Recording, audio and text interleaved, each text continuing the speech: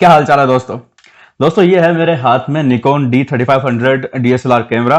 और आज मैं बात करने वाला हूं इसके मोड्स के बारे में। जो शूटिंग मोड यहाँ पे दिए हुए हैं इनके बारे में आप लोगों को मैं बताऊंगा, क्योंकि अगर कोई भी नया आदमी ये कैमरा लेके आता है तो मेरे ख्याल से उनको एक प्रॉब्लम आती है, कॉमन जो सबसे ज्यादा है, कि इतनी सारी जो मोड दिए हुए पता नहीं रहता कौन सा मोड क्या काम का है, मतलब किसको रखना चाहिए हमको जब भी शूट कर रहे हैं हम, तो कौन से मोड पे हमें फोटो अपनी लेनी चाहिए। क्योंकि पॉइंट एंड शूट कैमरे में और डीएसएलआर कैमरे में यही है कि इनमें बहुत सारे मोड दिए हुए रहते हैं, बहुत कंफ्यूज करते हैं। लेकिन आज की वीडियो पूरी देखोगे सारा कंफ्यूजन मैं दूर कर दूंगा। तो बिना किसी देरी के शुरू करते हैं आज की वीडियो को। तो दोस्तों सबसे पहले जो मोड है जिसके बारे में बात करूंगा वो है ऑटो मोड। ऑटो मोड उन लोगों के लिए है जिनको कैमरा के बारे में कुछ भी पता नहीं है कि शटर स्पीड, आईएसओ, अपर्चर ये क्या होता है, कैसे काम करता है, कुछ भी आइडिया नहीं है। ऑटो मोड पे कैमरे को रखो, जस्ट अपने सब्जेक्ट के ऊपर फोकस करो और जो है फोटो आप खींच सकते हो विदाउट एनी प्रॉब्लम, जब आप ऑटो मोड में फोटो खींच रहे हो तो। लेकिन थोड़ा बहुत जानकारी है कैमरे के बारे में तो उनके लिए बाकी मोड दिए हुए उनकी मैं बात बताऊंगा। लेकिन बात करते हैं अभी ऑटो मोड के बाद में जो मोड आता है उसकी।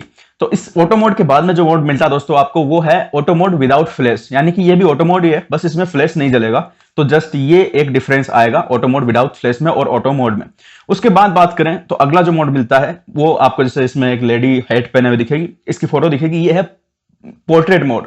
पोर्ट्रेट मोड का मतलब कि आप किसी एक सिंगल पर्सन की फोटो ले रहे हो और पीछे आपको बैकग्राउंड में ब्लरी इफेक्ट चाहिए, ब्लरीनेस चाहिए, जिसको बोके भी बोलते हैं हम लोग। तो उस पोर्ट्रेट मोड को काम में लेके आप वो काम कर सकते हो। जो सेटिंग उसके लिए चाहिएगी आप मैनुअल में भी वो सेट कर सकते हो खुद, लेकिन यहाँ पे पोर्ट्रेट मोड स्पेसिफिकली उसके लिए बनाएगा तो कैमरा ऑटोमेटिकली वो सारी सेटिंग्स अपने आप कर देता है। उसके बाद जो अगला मोड दिया हुआ है वो है स्पोर्ट मोड। स्पोर्ट मोड में क्या है कि स्पोर्ट मोड में कैमरा, जैसे स्पोर्ट मोड का मतलब ये हो गया कि जो फास्ट एक्शन हो रहा है, जैसे आप मान लीजिए कोई रेस देखने गए हो, घोड़ों की रेस, गाड़ियों की रेस, या फिर लोग दौड़ रहे हैं, या फिर आपके बच्चे खेल रहे हैं, क्रिकेट खेल रहे हैं, भाग रहे हैं, तो कोई भाग रहा रहता है उसमें कई बार आपने देखा होगा कि अगर आप फोन से इनसे फोटो लोगे तो वो फोटो ब्लर आती है थोड़ी सी, मतलब कोई अगर एक्शन में है तो उसका हाथ या कुछ ना कुछ ब्लर ऐसे थोड़ा धुंधला आएगा। तो वो क्यों होता है? क्योंकि वो शटर स्पीड एडजस्ट नहीं हो पाती उसके हिसाब से। तो यहाँ पे स्पोर्ट मोड पे हम करेंगे तो कैमरा अपनी शटर स्पीड को ऑटोमेटिकली बढ़ा देता है, क्योंकि ये इसी के लिए बनाया गया स्पेसिफिकली। तो शटर स्पीड बढ़ा के बाकी चीजों को एडजस्ट कर देता है, जिससे आप बिना ब्लर के फास्ट एक्शन को कैप्चर कर सकते हो स्पोर्ट मोड को काम में लेके। उसके बाद बात करते हैं अगला मोड जो है वो है मैक्रो मोड। इसमें आपको एक फूल का सा जो है लोगो दिखेगा और उसी के लिए बनाया गया ये। जो छोटे फूल होते हैं या फिर जैसे तितलियां हो गई या फिर छोटे जो जानवर हो गए, अच्छी खासी कोई चीज दिख रही है कोई, तो उसकी अगर फोटो लेनी है तो इसको मैक्रो मोड पे करेंगे। मैक्रो मोड जो है वो कैमरा जो फोन आते हैं उनमें मिलता है आजकल स्पेसिफिकली एक कैमरा दिया जाता है अलग से मैक्रो मोड के लिए। तो इसमें जो है मैक्रो मोड दिया गया, उसमें क्या होगा कि वो छोटी चीज पे कैमरा अच्छी तरीके से फोकस कर पाएगा और बाकी चीजों को ये ब्लर कर देगा, मतलब पिछवाड़ा सारा ब्लर हो जाएगा। और अगवाड़ा जो है जिसमें वो आपका सब्जेक्ट है जो छोटा है वो एकदम अच्छा खासा फोकस में आएगा, अच्छा खासा क्लियर उसकी पिक्चर ले सकते हो आप अगर इसको मैक्रो मोड पे आप करोगे तो। उसके बाद में अगला जो मोड है वो है नाइट पोर्ट्रेट, यानी पोर्ट्रेट मोड ही है, बस ये स्पेसिफिकली बनाया गया है ताकि आप लो लाइट में अच्छा पोर्ट्रेट ले सको। यानी मान लीजिए आप अंदर इंडोर शूट कर रहे हो या फिर बाहर भी लाइट कम है, तो उस टाइम पे अगर पोर्ट्रेट मोड में लोगे तो हो सकता है थोड़ा बहुत गलत आए, तो इसलिए नाइट पोर्ट्रेट अलग से बनाया गया है। तो लो लाइट में अगर पोर्ट्रेट लेनी है नाइट पोर्ट्रेट में करो, और अच्छी खासी लाइट है तो फिर पोर्ट्रेट मोड अलग से दिया हुआ है उस पर करो। और वहां पे पोर्ट्रेट आप लोगे तो उससे फायदा क्या होगा, पीछे बोके आएगा, थोड़ा ब्लर आएगा, तो जो आपकी बैकग्राउंड, देखिए पोर्ट्रेट में जो मेन चीज है वो ये है कि आपका सब्जेक्ट यहाँ है, यहाँ पे बैकग्राउंड, तो बैकग्राउंड ब्लर आएगा तो सब्जेक्ट थोड़ा सा सेपरेट दिखाई देगा बैकग्राउंड से, तो उसी के लिए बनाया जाता है। और उसके बाद में दोस्तों आता है इफेक्ट मोड। तो इफेक्ट मोड पे मैं एक पूरी वीडियो बना चुका हूं पहले, तो इसके बारे में नहीं बताऊंगा। मैं यहाँ पे लिंक दिया हुआ नीचे डिस्क्रिप्शन में, आप देख सकते हो, उसमें मैंने सारे इफेक्ट मोड बताए हैं कौन सा कैसे काम करता है। अब जो अगले 3 मोड आते हैं जिसमें लिखा हुआ है, एक में M लिखा हुआ है, एक में A लिखा हुआ है, एक में S लिखा हुआ है, एक में P लिखा हुआ है। ये 4 मोड जो है ये बड़े काम के मोड है, इनके बारे में बताता हूं मैं। देखिए इनमें से M जो है वो तो है फुल मैनुअल मोड, यानी कि उसमें आपको सब कुछ अपने हिसाब से सेट करना पड़ेगा, जो कि अपर्चर, आईएसओ, शटर स्पीड, ये 3 चीजें मिलके, इन 3 चीजों का कॉम्बिनेशन आप किसी भी सिचुएशन में फोटो खींच सकते हो। तो अच्छी खासी, अगर आपको पता रहे कि जो सिचुएशन में आप फोटो खींच रहे हो, जो आपका सीन है, उसमें इन 3 चीजों का कौन सा कॉम्बिनेशन काम आएगा, अगर आपको ये पता है तो फिर आप किसी भी कैमरे से अच्छी फोटो जो ली जा सकती है वो आप ले सकते हो। लेकिन अगर आप ऑटो पे करोगे तो उसमें कैमरा अपने हिसाब से सब कुछ सेट करता है।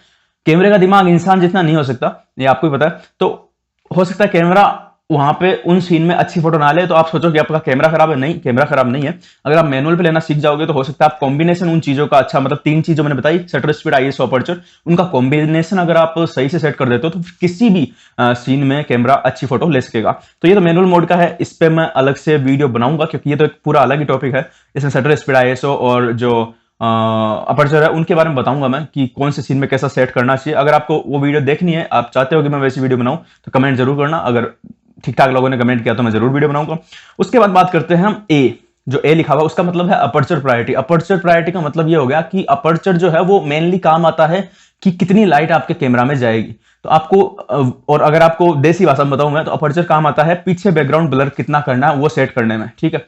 तो अगर ऑटो मोड पे रखोगे तो सब कुछ कैमरा खुद सेट करेगा, लेकिन aperture mode, aperture priority mode में आपको खुद को सेट करने को मिलेगा अपर्चर, और उस अपर्चर के आधार पे, जितना आपने अपर्चर सेट किया उसके आधार पे कैमरा जो है अपना आईएसओ और शटर स्पीड खुद ब खुद सेट करेगा। यानी 3 चीज होती है जिसमें से एक आपको आजादी मिल जाएगी, आप अपने हिसाब से सेट कर सकते हो, बाकी 2 जो है वो कैमरा अपने हिसाब से सेट करेगा। यानी कि आप 33% मैनुअल मोड में काम कर रहे हो, बाकी 75% अभी भी 77%, 76.33% अभी भी ऑटोमेटिक ही रहेगा बाकी, लेकिन आप सिर्फ एक चीज को एडजस्ट कर सकते हो। यानी आपको ज्यादा अगर पीछे बैकग्राउंड ब्लर चाहिए तो आप अपर्चर को एकदम कम कर दो, जितना कम कर सकते हो आपके लेंस के हिसाब से, लेंस पे डिपेंड करता है वो।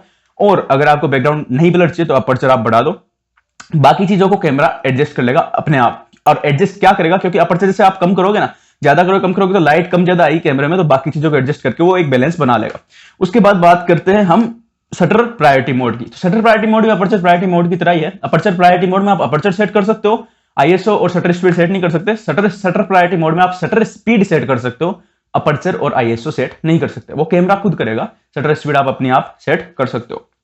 ये कब करोगे, जब आपको, मैंने जैसे बताया आपको कि कोई फास्ट एक्शन है तो उसको अगर कैप्चर करना है तो आप शटर स्पीड को बढ़ा दो और कैमरा बाकी चीजों को अपने आप एडजस्ट कर लेगा, आप खींच सकते हो। और दूसरा, कई लोग जो खींचते हैं, जैसे लाइटें, मतलब गाड़ियां जाती रहती है तो एक आपने देखा होगा रोड पे लंबी लंबी लाइटों की लाइनें रहती है, उसमें वो क्या करते हैं, वो शटर स्पीड को कम कर देते हैं, तो वो कई देर तक शटर बंद होने में लगाता है, तो उससे बहुत सारी रोशनी अंदर जाती है, तो एक इफेक्ट आता है उसमें, समझ रहे हो। नदी की फोटो खींच रहे हो तो उसमें शटर स्पीड बढ़ा दोगे तो पानी एकदम ऐसे लगेगा जैसे मुलायम कुछ फॉर्म का पानी हो, और शटर स्पीड बढ़ा दोगे तो पानी थोड़ा ऐसे क्रिस्प लगेगा। तो वो अपने हिसाब से आप सेट कर सकते हो, अलग अलग एक्सपेरिमेंट करके देखोगे तो आपको पता चल जाएगा।